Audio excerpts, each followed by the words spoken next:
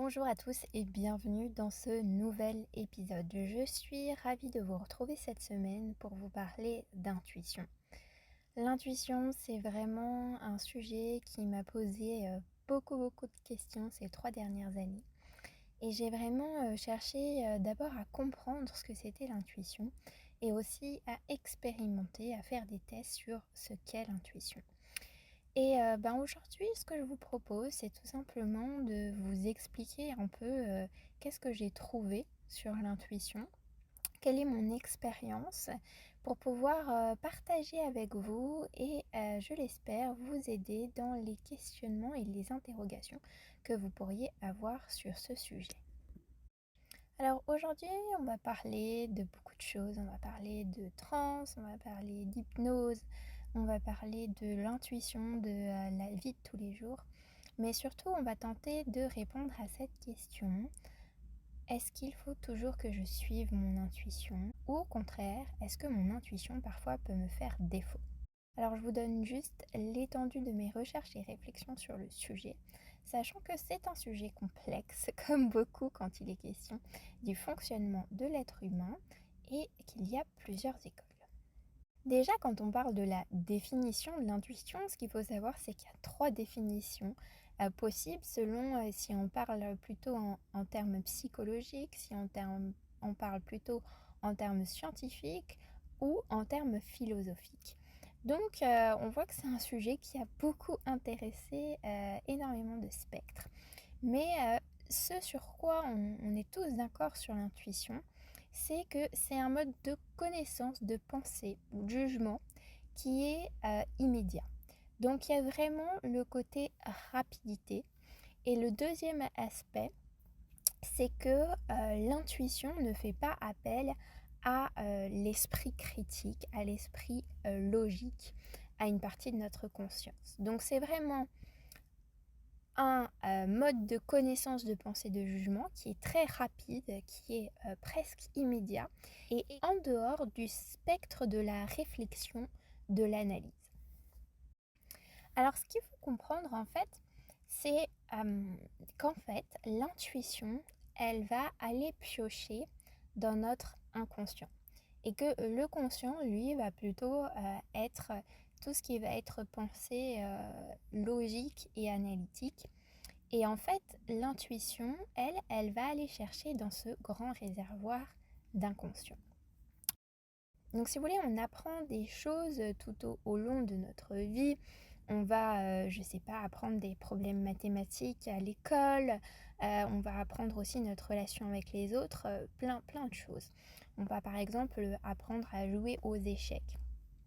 Si on prend l'exemple par exemple des échecs, on apprend à jouer et au début ça va nous demander énormément de capacité de réflexion, de capacité mentale, d'accord? Et plus on va apprendre, plus il y a des choses qui vont devenir automatiques et en devenant automatiques, elles vont passer au niveau inconscient, c'est-à-dire qu'on ne va pas avoir à mettre en place cette action logique et d'analyse et de réflexion, mais ça va devenir quelque chose qui est automatique.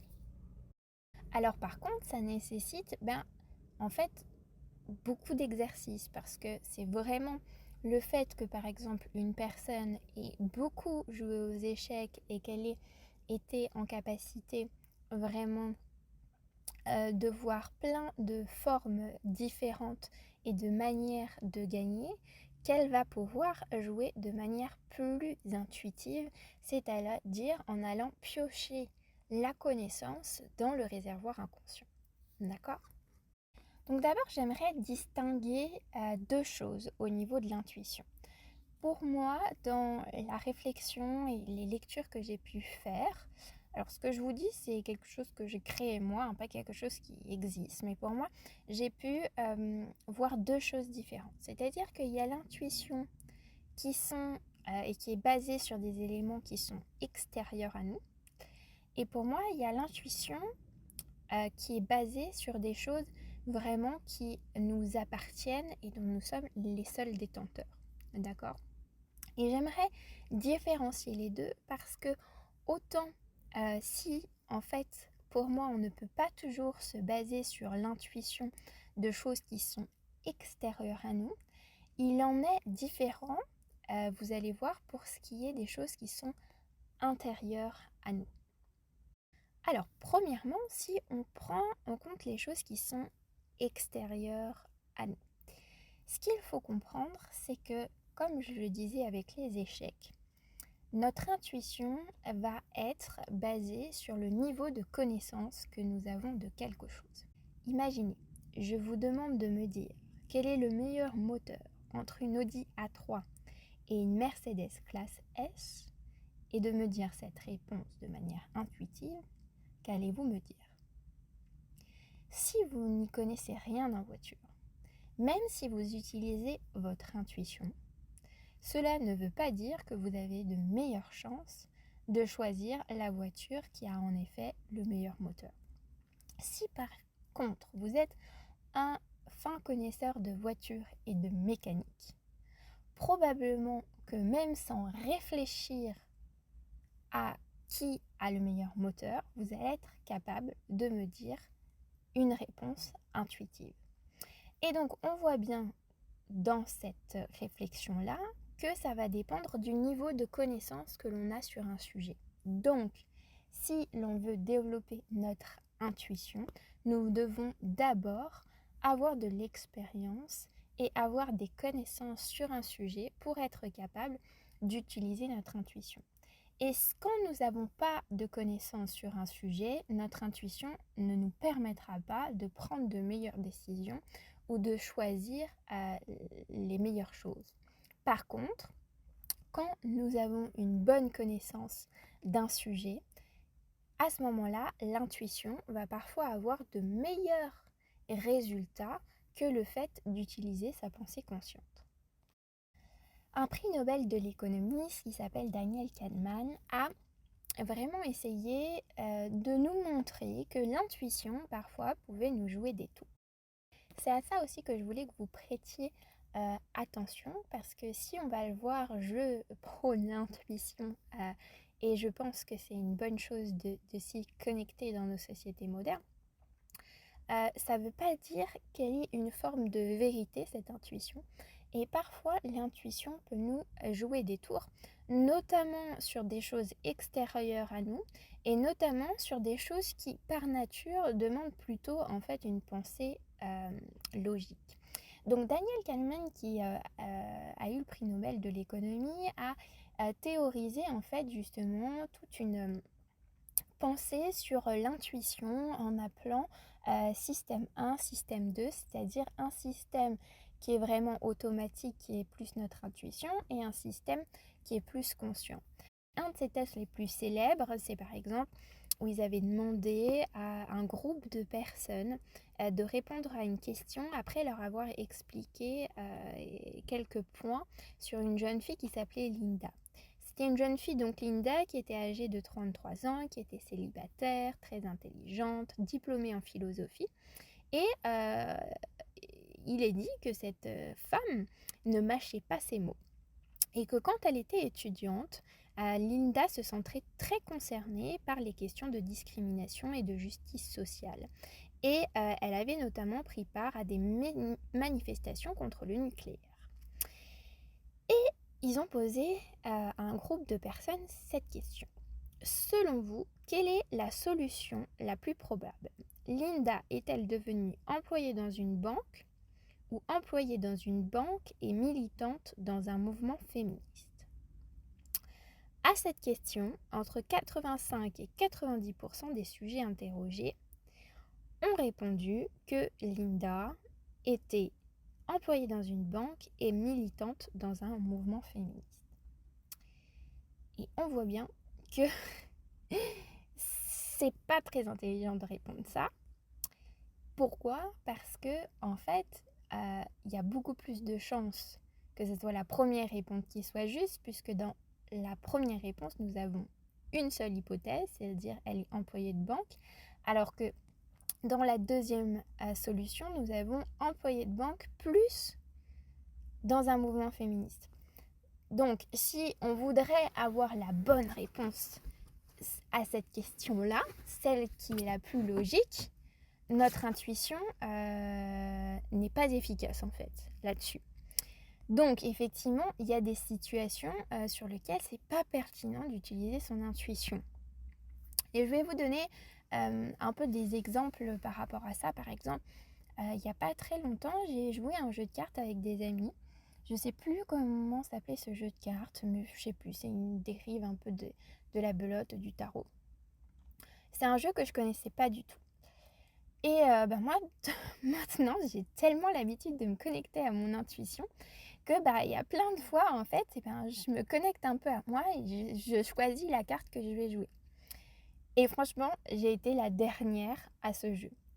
Pourquoi ? Parce qu'en fait, dans ce jeu-là, il est beaucoup, beaucoup mieux de faire appel à sa capacité de réflexion et en fait d'observation et de regarder tout ce que les personnes jouent avant et d'en déduire des choses consciemment que plutôt inconsciemment. Donc en fait, par exemple, un jeu de cartes auquel on n'a jamais joué, l'intuition ne va pas nous aider. Il vaut mieux utiliser sa pensée logique que son intuition dans ce type de situation. Et puis parfois, on peut se demander aussi, parfois ça m'est arrivé de faire des expériences comme aller dans un magasin de chaussures et me dire ok, tu laisses ton conscient de côté et t'essayes de choisir intuitivement quelle est la meilleure paire de chaussures pour toi. Et intuitivement, j'étais là genre il me faut des chaussures super confortables. Donc j'ai acheté des chaussures qui avaient l'air les plus confortables. Et en fait je suis rentrée chez moi, j'ai activé mon conscient, je me suis dit mais ces chaussures sont moches, elles sont lourdes. Euh, En fait, j'avais clairement pas les bonnes chaussures. Pourtant, j'ai de l'expérience à avoir acheté des chaussures et on pourrait se dire l'expérience qu'elle a pu avoir en achetant des chaussures qui soient bonnes ou pas pourrait faire que son intuition fonctionne dans ce cas-là. Mais ça n'a pas été le cas. Donc, c'est juste pour vous montrer qu'il y a des moments où l'intuition va pas être une chose exacte et que se fier à son intuition, ça ne marche pas dans tous les contextes et dans tous les cas. Par ailleurs, l'intuition, elle va aussi dépendre de notre émotion. Donc si on a des émotions négatives, notre intuition va nous pousser à faire des choses qui sont moins risquées. Et au contraire, quand on est dans des émotions joyeuses, on va avoir tendance à prendre plus de risques. Et parfois, on aimerait savoir, et moi je sais que quand j'ai commencé ces réflexions sur l'intuition, il y a eu un peu ce truc, oui, mais j'aimerais... on me dit écoute mon intuition et puis du coup si l'intuition me donne une réponse, il faut que ça soit la bonne. Mais en fait, ça dépend aussi de notre histoire personnelle et de notre vécu. Je vous prends un exemple. Euh, Si on parle de choisir un partenaire, d'accord? Ok, je sais pas, vous prenez une adolescente, elle a 15 ans, elle commence sa vie amoureuse, il y a deux garçons à l'école qui lui courent après. D'accord. Et elle choisit un des garçons. Et elle a un choix qui est plutôt intuitif à ce moment-là, c'est-à-dire qu'elle se pose pas trop de questions, elle se dit ah ben tiens, c'est cette personne, d'accord. Est-ce que cette personne va être la meilleure personne? On n'a pas de réponse à cette question. D'accord? On n'a pas de réponse exacte à cette question parce que ce n'est qu'une expérience, d'accord? Ce n'est qu'une expérience qu'elle va avoir. Par ailleurs, si elle a 15 ans, il est probable qu'elle ait peu d'expérience dans les relations de couple. Donc, ça ne va pas forcément faire qu'elle va se mettre avec, on va dire, la meilleure personne. Ça n'existe pas la meilleure personne, mais en plus, dans ce cas-là, c'est pas possible parce qu'elle n'a pas forcément beaucoup d'expérience sur le sujet. Par ailleurs, comme ça va chercher dans notre réservoir inconscient, ça dépend ce qu'on a dans notre inconscient, d'accord? Si on a une expérience de vie qui est plutôt tumultueuse, des parents qui se sont séparés, si cette jeune fille a un papa avec des difficultés émotionnelles ou des choses qui ont été compliquées, d'accord? Le choix qu'elle va faire intuitivement va aller piocher dans ce réservoir-là, d'accord? Donc, La seule vérité qu'il y a par rapport à ça, c'est qu'effectivement, ça va être dans une certaine mesure le reflet d'une certaine connaissance qu'elle a sur un sujet et aussi de son inconscient et de tout ce qu'on a absorbé, hein, aussi tous les films d'amour qu'on a regardés, tous les Walt Disney, etc. Donc là, j'entends déjà certaines personnes qui paniquent en se disant « Mais ça veut dire que je peux pas me faire confiance !» Non, ça veut pas dire ça, ça veut dire que et c'est comme ça, on va faire des choix inconscients qui vont être les bons et on va faire des choix inconscients qui vont être les mauvais. Et c'est pas grave parce que c'est une expérience et que cette expérience-là, plus on apprend, plus elle va nous permettre de prendre des bonnes décisions dans la vie. Deuxièmement, je voulais vous parler de l'intuition sur des éléments qui sont intérieurs à nous et pourquoi il est selon moi tellement utile de se reconnecter à son intuition. Se reconnecter à son intuition veut en fait dire pour moi se reconnecter à son inconscient. Se reconnecter à tout ça et en fait souvent se reconnecter à soi et à son corps. Et les perceptions que nous avons sur la vie, sur les choses, sont en fait notre réalité.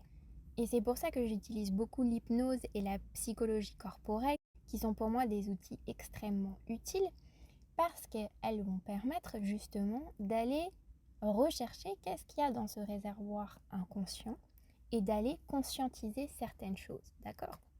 Parfois, il y a certains mots physiques que nous avons qui sont des mots émotionnels. Et ces mots émotionnels sont une perception que nous avons eue dans le passé ou que nous avons dans le présent et qui va nous provoquer un stress, une anxiété, un trauma du passé, etc. Et plus j'arrive à aller intuitivement, donc rechercher dans cet inconscient cette perception, qu'est-ce qu'il y a, qu'est-ce qui fait que je ressens ça, d'accord ? Plus je vais être capable de la libérer, de la conscientiser et de devenir quelqu'un de plus conscient dans ma vie. Je vous prends par exemple mon exemple, d'accord ? C'est en me reconnectant à mon intuition et aussi à mon inconscient par le biais de la méditation, par le biais de l'hypnose, par ces biais-là, par les biais de mon corps, que je suis capable d'aller observer certaines parties de moi qui sont encore en colère, qui ont encore de la rancœur sur certaines situations. Par exemple, moi qui ai eu des problèmes au niveau de mon ventre pendant longtemps, avec notamment comme une boule un peu au niveau du plexus solaire. Et cette boule, elle est vraiment liée pour moi au fait que j'ai du mal parfois à poser mes limites et que j'ai de la colère non exprimée qui est présente, d'accord ?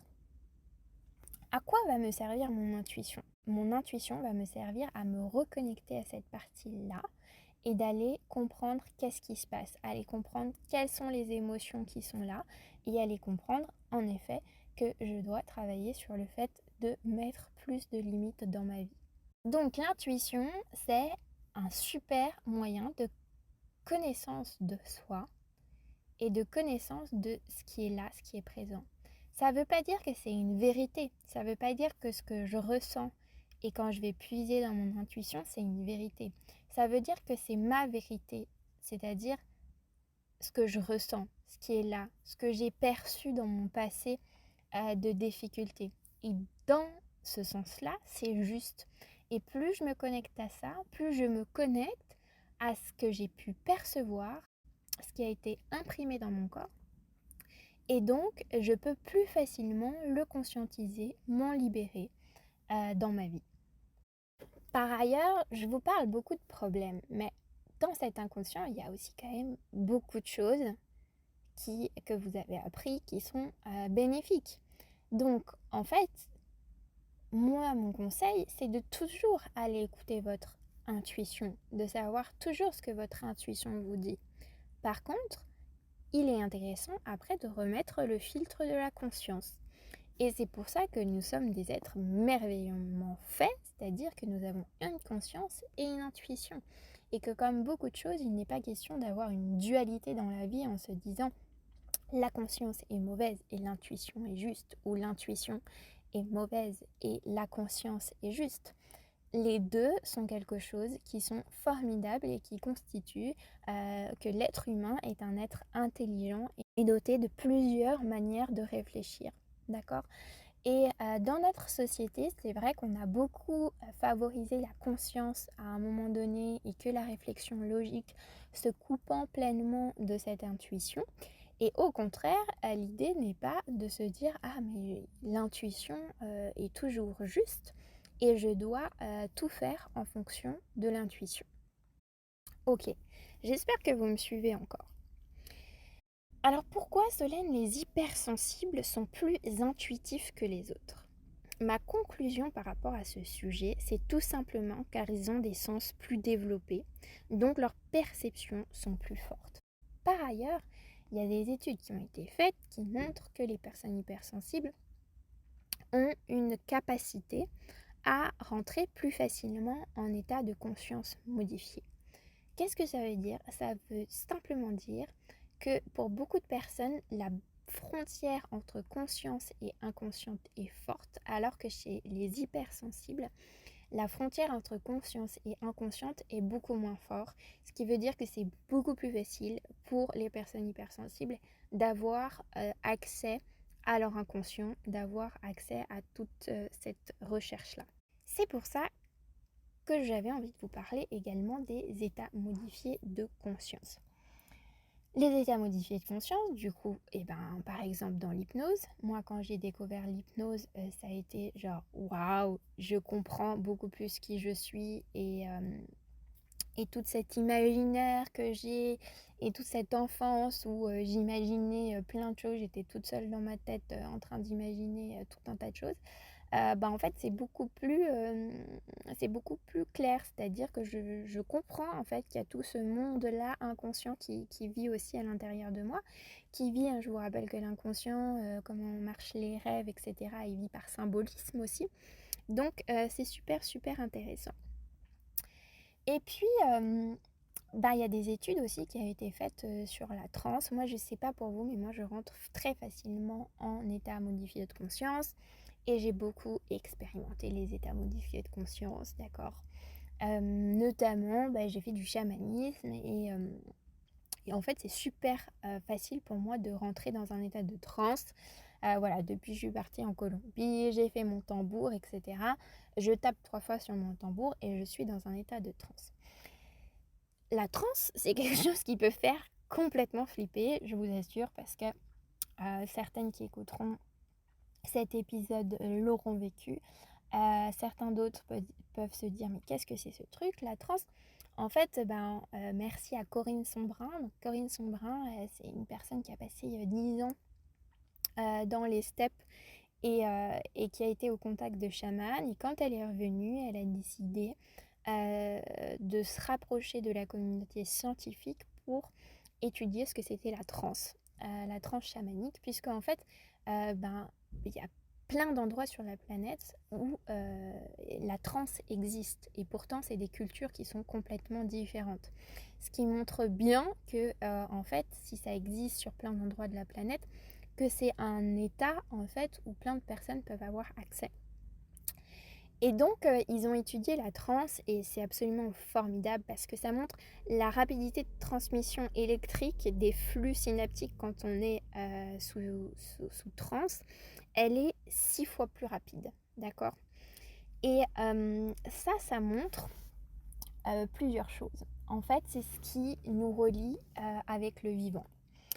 Et c'est pour ça que là, on va partir dans quelque chose qui est beaucoup plus, peut-être pour certains, qui est peut-être plus difficile à conceptualiser, on va dire. Mais en fait, tous les animaux, les végétaux, etc., sont constitués de cellules, sont constitués de champs magnétiques et électriques, etc. Et en fait, tout simplement, quand on est dans cet état de transe, d'accord, c'est comme si une communication était possible entre le champ énergétique des végétaux, des animaux, des êtres vivants et le sien. Et en fait, c'est un petit peu, vous savez, comme les chiens. Souvent, les chiens, ils sont capables de pouvoir ressentir si une personne a une maladie ou pas. D'accord? Et ça, on se dit, c'est miracle. Et en fait, quand on est sous état de transe, et ben, en fait, c'est un petit peu comme si on avait accès à cette sagesse, un peu, archaïque qu'ont les animaux. Alors, il y a plusieurs théories, par rapport à ça, c'est-à-dire que c'est simplement, une connexion comme avec les êtres qui nous donneraient cette connaissance-là. Il y en a qui pensent qu'aussi c'est certaines cellules tout simplement archaïques qui sont à l'intérieur de nous et nous avons la capacité d'aller puiser, dans la richesse de ces cellules-là. C'est-à-dire que l'information, en fait, elle vient pas que de notre vécu, mais elle vient, de toutes les cellules qu'on a aussi à l'intérieur de nous. Donc dans des états de transe, par exemple, nos forces sont décuplées, les sensations de douleur, elles diminuent, la perception du temps est modifiée, on réalise un peu des gestes super bizarres, hein. Moi, je vous dis, la première fois que j'ai fait une transe, tu, es là, tu commences à chanter, à danser, à voir des gestes que tu comprends pas trop. Enfin voilà, il y a ce côté un petit peu flippant, hein, quand même, il faut dire ce qu'il y a. Mais c'est absolument, une expérience, magique et fabuleuse. Donc les scientifiques, ils ont montré que par exemple les arbres, ils partagent une forme d'intelligence qui leur permet de communiquer entre eux pour organiser par exemple le développement forestier, etc. Ils transmettent par exemple des indications, sur leur état de santé et il semblerait que nous recevions ce type d'informations durant une transe. Donc aujourd'hui, il y a des applications thérapeutiques qui sont faites sur la transe. Donc voilà, pour toutes les personnes hypersensibles qui m'écoutent, bah souvent on a ce truc un peu où c'est plus facile, d'aller dans la transe, où c'est plus facile de se relier à des choses. Donc pour les rationnels, ben, tout ça, ça commence à arriver, dans le milieu scientifique, mais pour l'instant, voilà, il y a par exemple la transe, ça commence à étudier et on commence à voir que c'est quelque chose de très sérieux, alors qu'il y a quelques années, on croyait que c'était juste, des chamans, dans une forêt qui étaient en train de théâtraliser quelque chose. Maintenant, on voit bien, quand on fait des scans du cerveau que, en fait, pas du tout. Il y a vraiment quelque chose qui est en train de se passer au niveau cérébral et c'est très sérieux. Alors, chez beaucoup de personnes hypersensibles, je sais que ça, c'est un apprentissage qui est pas facile parce qu'en fait, plus on se rapproche de ça, plus on commence à comprendre, comment ça fonctionne, plus ça fait complètement flipper parce que notre société, elle est pas du tout, elle commence à être ouverte sur certains sujets et il y a plein de gens qui, vont voir des énergéticiens, vont voir ce type de personnes et en fait, ça les aide beaucoup, mais personne ne le dit vraiment ou à demi-mot parce que en fait, bah, c'est encore mal vu. Parce qu'effectivement, bah, il y a des choses qui sont, pas réglementées, donc il y a des gens qui font ça très bien et puis il y a des charlatans. Donc voilà, c'est pas un sujet facile, c'est pas toujours facile à assumer aussi de dire, «Ah bah oui, je rentre dans des états de transe, ah ben oui, il y a certaines perceptions que j'arrive à avoir», sans que ça soit vu comme quelque chose de complètement, magique et complètement, sorti de la sphère terrestre. Non, en fait, ça existe, depuis, des milliards d'années, sur terre. C'est des choses, aujourd'hui qu'on arrive de plus en plus, à expliquer. Si on regarde n'importe quelle, culture, ancestrale, bah, il y avait ce type de sagesse. Donc non, c'est pas complètement quelque chose, de farfelu et il faut pas culpabiliser, si on a ce type d'expérience en tant que personne hypersensible. Par contre, je pense qu'il faut faire attention en tant qu'hypersensible de pouvoir couper ce canal-là de temps en temps. C'est-à-dire qu'on n'a pas envie d'être connecté à ça en permanence parce que ça peut être aussi fatigant. Et surtout, ben, on l'a vu, en fait, il y a tellement de choses que l'on peut percevoir qui viennent de tellement d'informations différentes. Il va y avoir des choses qui sont complètement, en fait, de nos perceptions et de nos jugements alors qu'il va y avoir des choses qui sont justement, plus en termes, d'énergie. Bon, bref, c'est pas toujours facile de faire la distinction entre toutes les choses que l'on perçoit, de toutes les choses qui nous arrivent. Par ailleurs, quand on a un système, nerveux qui est dérégulé, on va avoir tendance, ben, en fait, à être dans cet état d'anxiété, de survie et donc en fait, c'est plutôt notre côté instinctif qui va se mettre en place et notre instinct, c'est pas qu'il est mauvais, c'est simplement que ça va être plus en mode survie. Donc ça va être quelque chose qui est encore là, quelque chose de différent. Donc voilà, tout ça c'est vraiment un apprentissage, c'est pas toujours facile à gérer. Donc je vous invite vraiment, si vous êtes, hypersensible, à savoir aussi, fermer, certains canaux quand c'est, pas le bon moment pour vous, d'accord? Et puis, surtout à apprendre à votre rythme et à réguler votre système nerveux pour que, en fait, toutes ces choses-là, soient, bénéfiques pour vous. Je voulais vous parler aussi des désirs. Pourquoi? Parce qu'on dit souvent que l'intuition, c'est une énergie qui vient, du cœur. Et dans beaucoup de philosophies, le cœur, c'est vraiment, un des éléments importants qui est relayé à notre intuition, qui est relié à ce qu'on pourrait appeler, vraiment le souffle de vie. Donc ça, c'est le côté, un peu plus, spirituel, et j'ai envie de dire. Et c'est des philosophies, qui se sont beaucoup appuyées sur cette énergie du cœur, sur suivre ses désirs profonds. Et ça, c'est quelque chose vraiment auquel je crois et que j'invite chacun d'entre vous à suivre.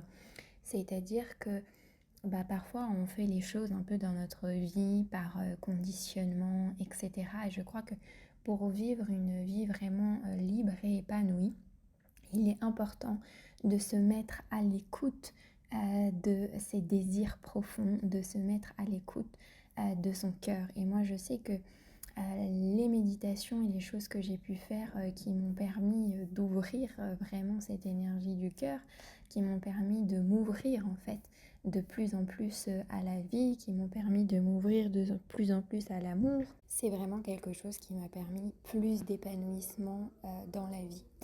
Et donc je rejoins vraiment toutes ces philosophies et tous ces courants qui vous disent mettez-vous à l'écoute de cette petite voix intérieure qui vous guide profondément sur ce qui est important pour vous, sur cet enfant intérieur quand vous étiez petit, ce que vous aimiez profondément faire, ce qui vous apportait de la joie et du bien-être, et de pouvoir amener ça dans votre vie aujourd'hui.